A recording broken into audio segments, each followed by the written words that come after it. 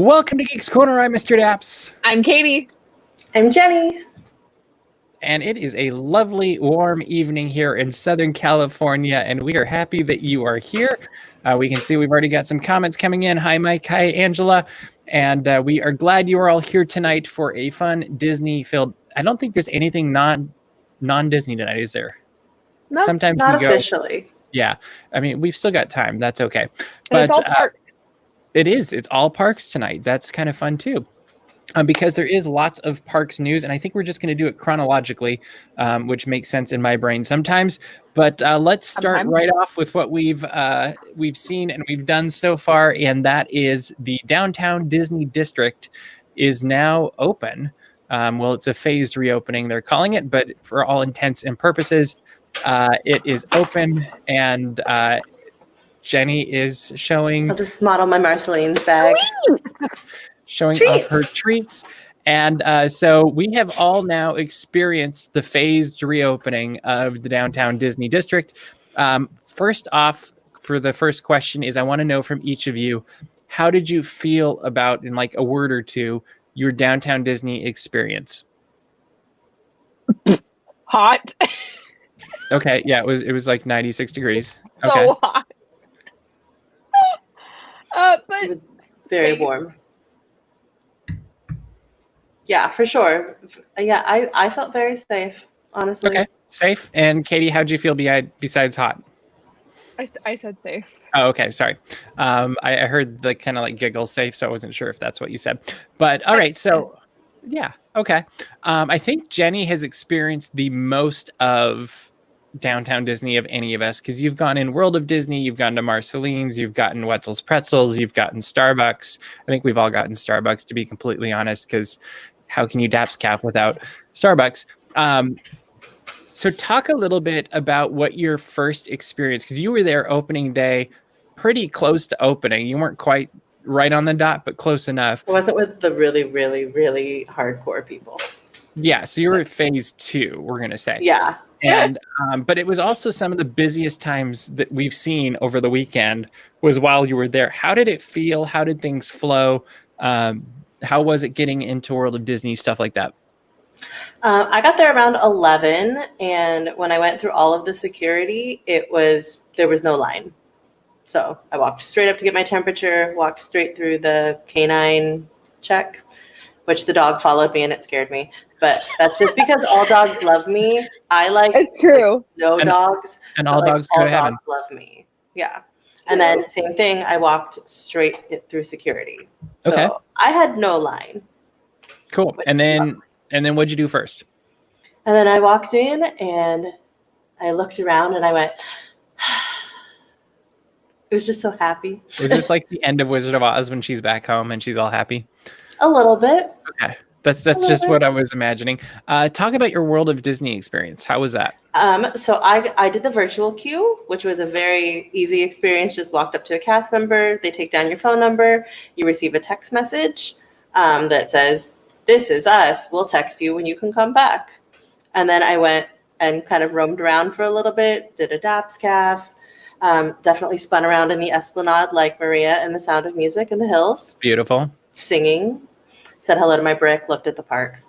And then when they text you, you get back in line and they check you off. And then there's marks on the ground every 6 feet. And basically, as soon as the group in front of you moves, you move to the next mark and the next mark. And once I got back in that line, once I received my text message, it only took like 5 or so minutes to get in. That's not bad. How was it inside? It was good. Like from the videos I saw early in the morning with all the people like, well, I think that's what everybody's worried about. Yeah, it was not like that at all. I felt like there was a lot of space. There weren't a ton of people in there. And I will patiently wait if somebody is looking at something and I would like to look at it. And I didn't feel like anybody came and crowded me. Cool. And I really think you hit on something there is patience is the name of the game for the foreseeable future with any place, but particularly Disney, which we're not always known for as Disney fans, but it's not just a courteous thing, it's a safety thing now. And I had similar experiences, and I think Katie did too. We can talk about is when we were in downtown Disney, people for the most part did keep their distance, and there wasn't too much crowding going on. And what was, I guess we could start with the entrance. What did you think about the temperature checks? And Katie, you can hop in here. I really liked the temperature checks. I thought that I was very surprised that it was actual like Hoag Hospital employees. Yeah, that was kind of cool. It's very like you feel a sense of reassurance.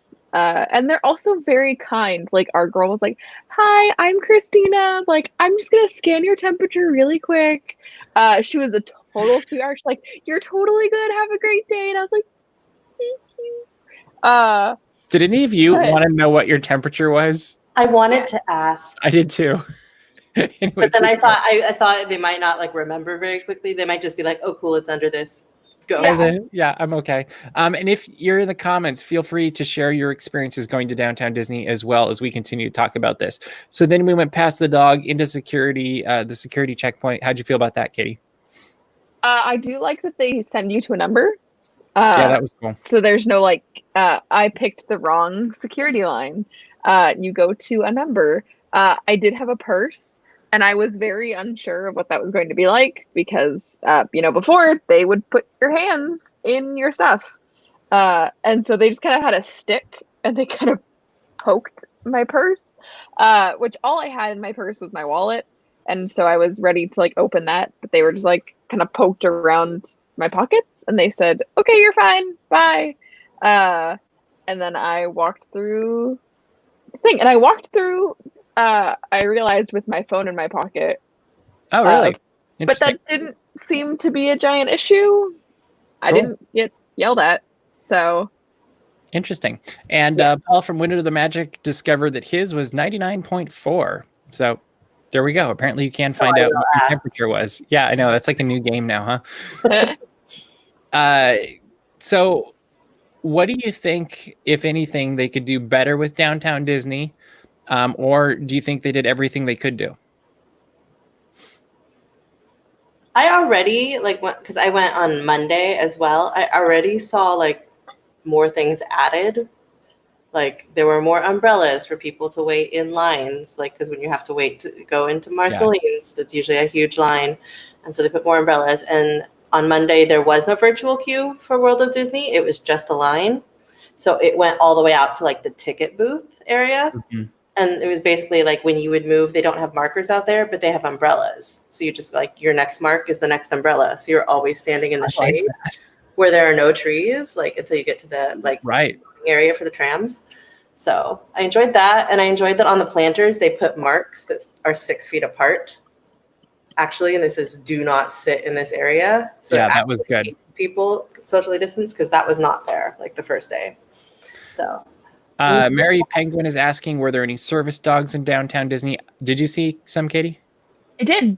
I think I saw 2 service dogs, which I actually pointed out. I thought it was very fascinating.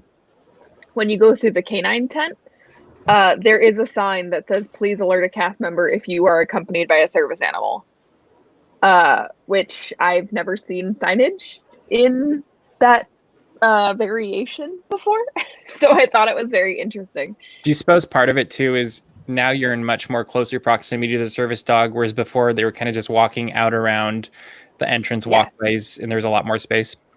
Well, I think that I'm not even going to get into this debate, but I do think that there is a major difference between service dogs and emotional support animals. And I think that emotional support animals wouldn't necessarily handle that situation quite as well as a service dog would.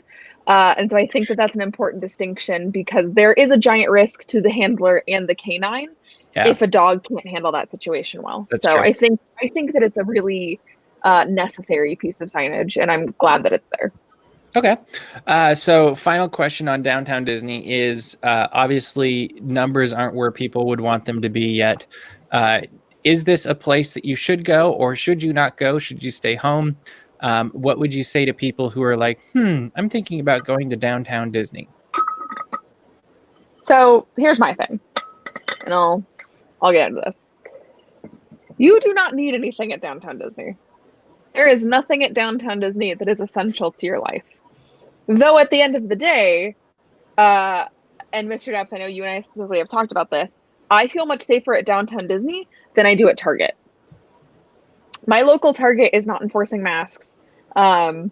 And people aren't social distancing. People are taking off their masks to make phone calls. I get run into at my local Target constantly. But the difference between my local Target and Downtown Disney is that I need to buy toothpaste. I need to buy shampoo. I guess I don't need to. I guess I could survive without those things, but I don't think that I don't think anyone would really be a big fan of that. But I think that if you are going to go to Downtown Disney, I think that it's incredibly safe.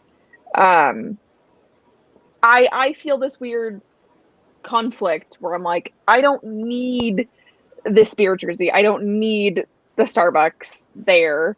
But I feel like by going there and making that choice, I am well protected. Okay. Jenny, what'd you think? It's hard because I liked being there just because it's the closest we're getting currently to a park being open. Do I think I don't think it's a place you should go hang out at for hours. I think if you want to go in, you want to do a little bit of shopping, you want to get, treats. It's something to do, but I don't think you should literally just go hang out there to hang out there. For hours and hours and hours. That seems weird to me. Yeah. I think you're right on. And I also think there's levels of risk involved with everything right now, but even with Downtown Disney, and while they're doing a safe job, there's an inherent risk anytime you're around other people. And so I think it's almost more of a question of, is the risk worth it in your head? And yes, it's probably the safest place in Southern California outside of staying home. But then it's like, well, what are the risks you're willing to take to do that? And when you're not, what are you going home to? What are you going, are you going anywhere else? What are the risks there as well that you have to take into consideration? And, for some of us, my family doesn't live anywhere near me. And I'm just not, I'm purposely avoiding anybody that could be remotely at risk for their sake, more than mine, just because I want to make sure that I'm not inadvertently causing any issues, and I'd feel really bad about that. But I think there's a level of, yes, it feels safe. No, it's not essential, obviously. And so you have to kind of weigh that balance. Is it worth it for what potentially could happen? And there's the argument too that you have to live life. And I see that argument being taken to extremes either side. And we tend to take a more moderate middle ground approach of yes, we live life, but we also play it safe a little bit. And so it'll be interesting to see how this moves forward and how things happen as the health situation develops. And I think we all hope that things, just people wear their masks and things get better. I read somewhere that if 80% of people wore their masks, this thing would be pretty much gone in 6 weeks, which if that science is accurate, just wear your masks. Please. Even if it's not, it's probably going to help. So wear your mask. But looking in here, Mary Penguin's asking, are the vendor trucks there still? No, they are not. There's no vendors trucks. There is what's the place in front of Asian Street Eats? Yeah, that one. That one is there, but that's not really a truck. That's a permanent thing. Yeah. But so that's there. And if you're going to go, be cautious, be safe, and really be considerate of other people. Because I think actually that's the thing. It's kind of like when you're learning to drive and your parents are like, well, I'm not worried about you. It's everybody else that's driving too. And really, you have to make sure you're not the everybody else and that you're helping out. And then I think that will create a safer environment. And really, if you don't have any real reason to be there, don't go there every single day after school or, whatever, after work. Balance it out so that people can have their turn too, and it doesn't get too full. And will say, parking has been filling up almost every day on the weekend. So if you can, go during the week because it'll be much less busy. I'm assuming Friday through Sundays, parking is going to run out every day for the foreseeable future. And yeah, I'm just assuming that's going to happen. All right, let's move on over to the other coast where Walt Disney World has reopened Magic Kingdom and Disney's Animal Kingdom. And tomorrow they will be opening Epcot and Disney's Hollywood Studios. And so we've been watching these stories and covering them on dapsmagic.com. You can see videos and lots of pictures and all that fun stuff. What do you think so far of the reopening from what you've seen? What's your big picture feel of how it's going? I think that for the most part, it's going very well. But I think that the misses that are happening are some decent sized misses. But I will also say that Disney has done a very good job of recovering from those misses.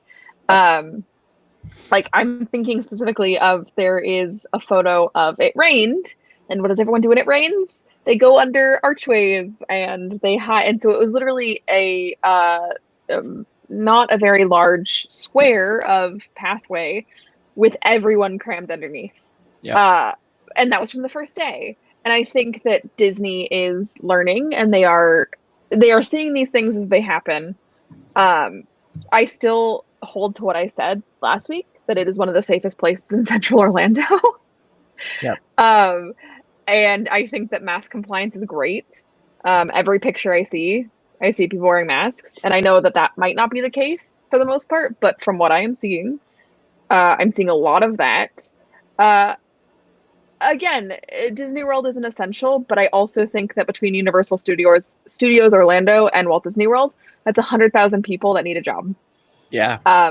And so I would rather them be as safe as possible and have a job to go to, especially with the $600 unemployment being out at the end of the month. I would rather them be making money in a very safe environment. Cool. What do you think, Jenny? I've been watching. One of my friends is there, so I've been talking to him about it and watching his social media on it, and everything just feels like there's nobody around. Yeah. So like he's like very, very few times have I seen in his photos that like that he can even see people. He did a little time lapse of I think going through whatever the Pandora ride is. I'm like, I haven't been to Disney World, y'all. We will go okay, someday, Jenny. people that have been to Walt Disney World call it that Pandora ride. Great. But yeah, so like he's told me that he feels very safe, and he is someone who as soon as all of this started, I feel like he started quarantining before it was mandated. Okay. Wow. So but he's a Disney World kid, and you know, he was just like, I want to go and I'm gonna try and see how it is, and he's been going every day, and he says that he feels really good. And so I take his opinion very, very much to heart, because I think if he did not feel it, he also like was like, tell me about downtown Disney. Like, how do you feel? Like, so we've been having a lot of conversations about that. And yeah, I see people in masks. I see people staying, you know, in their groups, you know, like you can tell like with their families, not crowding other people. So I think that sounds delightful. Don't we all wish that sometimes when we're at Disney, that like nobody would be near us? Yes. I actually think this might be one of the best times to be at Walt Disney World, assuming it stays as safe as it looks. And that's the real trick. Like, because you're totally right. It seems like there is nobody there. I was looking at videos of Animal Kingdom yesterday, I think it was, with our friends over at Mouse Steps. And like, Denise got this gorgeous picture of Pandora, and there's absolutely nobody in it. And I'm just like, this is a photographer's dream. Like, get Disney pictures with nobody in them and not have anybody bothering you at the same time. Like, that's fantastic. Because usually the curse is the moment you bring out the camera, somebody's like, hey, can you take my picture too? And Yes. I love doing that, but I can't tell you how many pictures we miss because we're like, oh yeah, sure, we'll take your picture. And it's always really fun, and it ends up being great. But sometimes you just need that moment where you've like there's another picture of Merida with the castle behind her at Magic Kingdom. And I was just like, that is a killer shot that you normally would have to wait hours for to get a parade and it'd be packed with people. And there's literally nobody else in the shot. And so I just think in general, the foundation of the phased reopening that they have looks ridiculously safe to me. and it seems like they've done a really good job of setting themselves up for success. Katie's right. There have been a couple of misses that have happened, but it seems also like Disney's recovering almost instantaneously in fixing those. I know they had a main gate entrance issue on opening day where there's just too many people in one place. And it's, from what I understand, within 45 minutes, maybe even less, it was fixed. And so I love seeing how I almost want to say flexible Disney's being, which you don't see very often, but they're really adapting very quickly. And another thing they did is they opened up a bunch more of the Disney park pass system for annual pass holders, because it looks like, I guess there must be open slots. And so it was looking for a while like annual pass holders wouldn't be able to get into the parks till mid-August, excuse me. And now it's almost immediately. But it's really interesting to watch how it's going. I'm curious. I think the one I'm the most curious about is Epcot. I think everywhere else is probably a little bit more natural to stick with social distancing, keeping your masks on, all of this stuff. Epcot is an eating park.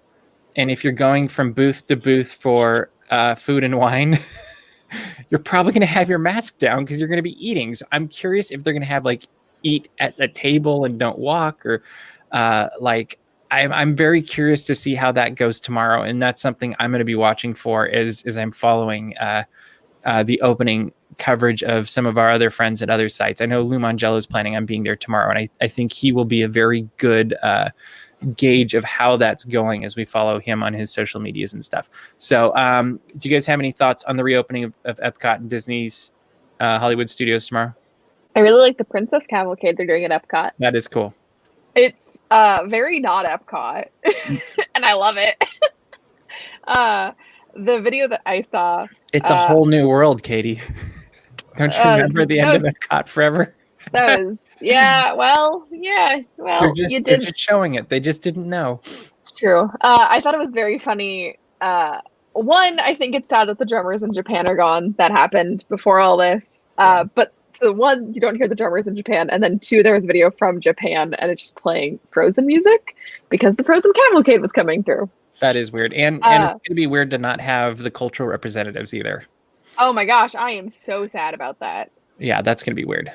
Like, that is part of the magic of Epcot to me. So here's another question as we wrap up the Walt Disney World part. Yes, I saw your joke, Paul. But will Epcot Forever ever be played again, or will it go straight to Harmonious next year for the 50th? Ooh. I don't actually know. Or does Harmonious get pushed back further? Like, does it get delayed and Epcot Forever comes back like next summer or something? Because I'm predicting nighttime spectaculars don't come back till 2021 summer. Yeah. If we're lucky, spring break, but I would be shocked. Yeah, I would say that maybe we don't see Epcot Forever again. Well, I don't think that we'll never see Epcot Forever again. Never say never. We never thought that we would see Mickey's Mixed Magic again, and we've seen a lot of Mickey's Mixed Magic. But that was just for Murray. It's just for Murray. I feel like that's a nighttime show they could have even now with the new normal, because it's everywhere. You just throw up some more projectors. Yeah, and you just dance. Yeah. That's they can just play the music. It'll be fine. Okay, so you think Epcot Forever? I think that Harmonious will be the next residency of a show. Okay, and Jenny? I don't know what any of this means. Okay, that's fine. Roger thinks Epcot Forever will return in 2021 with Harmonious in fall of 2021. I think that's actually probably a good guess. I endorse Roger. Yeah, I think Roger's probably close on that. And Mike also thinks that Epcot Forever will be back as well. All right, let's keep moving along. Oh, one more thing to talk about Walt Disney World. What do you think of the new paint job for Cinderella Castle? Oh, I love it. It's fun. Oh, it's beautiful. Yeah. I think they did a nice job. I saw it does. And I saw a picture of it tonight, and it was surprised me at how much it pops at night too. Like, it kind of glows in the dark almost, not in a iridescent way or anything. It pops in the evening quite a bit as well. So with everything that's going on, we now know that Hong Kong Disneyland is now reclosing tomorrow as everything else is opening. And Tokyo Disney Resort is closing all of its events and programs basically through about a year from now. It looks like the Hong Kong Disneyland thing will be shorter than the Tokyo Disney Resort thing. But what do you think about these closures and cancellations?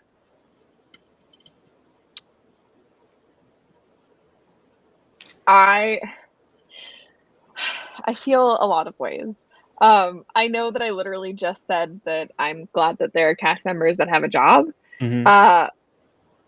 But I think that this is the right decision. And I think that it's very funny, the like dichotomy almost of like Hong Kong seeing a very minor increase. And they're like, you know what, for the public safety of everyone, we're closing down. Meanwhile, Florida is the epicenter of the world currently. And Walt Disney World's like, go ahead, it's fine. Yep. I don't mean anything negative towards either park. I also think they're very different situations. And they're run by different organizations. Very different governments, yeah. Yes. But I think that this is something that the parks would benefit from. Not even necessarily shutting down completely, but taking phased steps of things are getting worse. Let's cut down park capacity. Let's do this or that or whatever. Which I think that's probably what would happen at Walt Disney World as well, is they would, I could see them lowering capacity if they felt like that would be the first step. I agree. What do you think about the Tokyo events being canceled, Jenny? I think it's smart. I feel like they're looking far ahead, and instead of saying it could open at this time, so you're like, okay, I'm only not working for like 3 more months, and then it getting delayed and delayed. So I just think they're being proactive about it and thinking it's kind of the same situation as like a Broadway thing, like where they kept saying we'll open in May or in April, and then it's September, and now it's January, and I think it actually could be like the fall of next year. Yeah. But, so I think it's a good idea to just. Do you think they should do something similar in the States and just say, hey, you know what, we're not having any celebrations for the rest of the year or into the beginning of 2021, something like that, mainly to set the expectations? I mean, we already know there's no Halloween celebration in Florida. I mean, I'm going to be real sad if there's no Christmas, y'all. But I know, right? Like, if it's open and there's no Christmas, I will be sad. I do think this could be the year. Yeah. But this could be the year that there won't be a college band and there won't be candlelight. That's so sad. And I think that's that's a big possible reality that we'll be facing. Yeah, you're not wrong, but like, why do you have to be so loud about it? I'm just setting my own expectations. So when the first weekend of December comes, I'm not heartbroken. We've spent many hours standing in town squares together, and yes, we have. But it'll be interesting. I think you're right, though. They're making a very good call by not having these events in Tokyo. And I was talking to a annual pass holder out there, I think yesterday or the day before, and they were talking just about how a lot of pass holders aren't even sure if they're going to keep their passes for the foreseeable future, just because they haven't been able to get back in the parks yet, apparently, and you can only get in on day tickets. So it'll be interesting to see how that progresses and what ends up happening with that. And it'll be what it'll be at the end of the day. And the one thing I do know about Disney is they tend to look out for people. And part of that is they're looking out for cast members. Part of it's they're looking out for guests. And part of it is they're looking out for their bottom line. And they know that when they take care of the other two, the bottom line gets taken care of as well. And so there's that delicate balancing act that they're trying to walk right now, or that tightrope, I guess. And I think they're doing it just about as good or better than anybody out there. And it'll be interesting to see how 4 weeks, 6 weeks, 8 weeks happens, because we really haven't heard anything from Shanghai. Like, that seems to have gone pretty well. Tokyo Disney seems to be going decently, and we'll see what happens with Disneyland Paris and the rest of Walt Disney World opening tomorrow or today, I guess, if you're in Paris already. But yeah, it'll be interesting, and we'll keep following it and see what happens. Mike, you're getting this put up just because I love this idea. Is he thinks that they will use Daps magic recordings for Disney Plus, and that would be amazing. Let's do it. I feel like that would be a lot of fun. As we wrap up tonight, though, I do want to pop up. I had this sitting here for a couple of weeks, and every week I keep forgetting to bring this up. But our good friend Clocky, who is the ultimate postcard king, sent us this postcard a couple of weeks ago, and we appreciate it, and it's very cool. And let's see, can you guys see it? There you go. And Alice and the lanterns. Yeah, so it's very fun. Thank you, Clocky, for thinking of us and for the smile that it brought to our faces. Theirs right now because they haven't seen it yet, but but I've gotten to look at it multiple times and I love it. So Sent from Disneyland is his Instagram handle, so make sure to check that out, and you will love it. But we are running out of time tonight. So, Katie, what should people do? Go to dapsmagic.com. Check out all the Disney and geek news as it happens. You can subscribe to our mailing list. You can also hit a little fancy button there that says Geeks Corner. It'll take you to past episodes where we yell about other things. Cool. And Jenny, what else should they do? You can follow us on Instagram at Geeks Corner or on Twitter at The Geeks Corner, because we have to be like a little fancier on Twitter. Yeah. Like shenanigans that we post. Tomorrow is Wacky Wednesday, in which I force Mr. Daps and Katie and other members of the team to share fun facts about themselves. So look at them going, oh, what am I going to say? Yeah. That's what we think every week. I post a fact. I decided I'm going to do a different jingle every time. So you never know what. That could be cool. I'll play on my toy piano. I love it. And also make sure to subscribe to this YouTube channel because we've got lots of videos going up, and we might have some surprises coming up later this week if I can find them. I'm desperately searching through the archives to find them, so hopefully they work out and they will be fun for all of you this weekend, hopefully is the plan. But that is all the time we have for you this week, so we will see you around the corner. Bye.